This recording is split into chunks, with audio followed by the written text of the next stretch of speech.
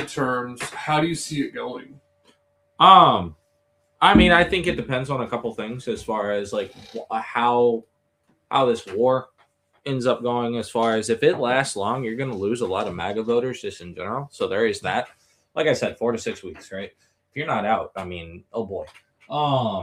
So that can lean that way. As far as if we're out, and depending on how it depends on if we're out and how the economy is. Can I pause you? Do you think Venezuela bears on the midterms? No.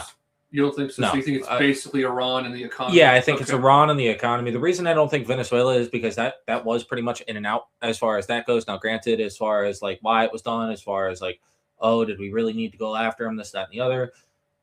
We can have that debate all day, but I don't think it really weighs because, I mean, it's not playing a factor now, in my opinion, right?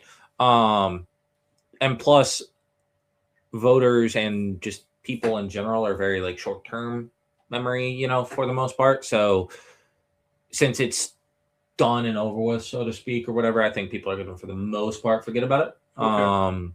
At least your average voter, right? So I don't think it plays that much of a factor.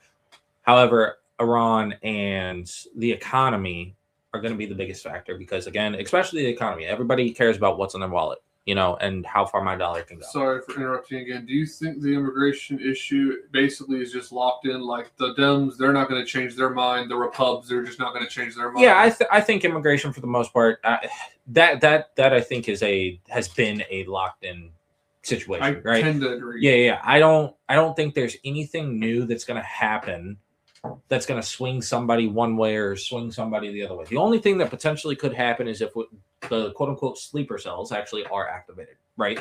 That could be one thing that potentially swings somebody towards the immigration aspect. I see what you're saying. You get what I'm saying? Yeah, I see. That would be... In other words, if there's an event of some kind, and then people, let's say some independent or something, realizes, oh crap, I was wrong about this immigration issue. We need to be more hawkish. Precisely. So something like that. Precisely. Something like that. That would be the only thing that I could see swinging somebody towards, we need deportations, et cetera, et cetera.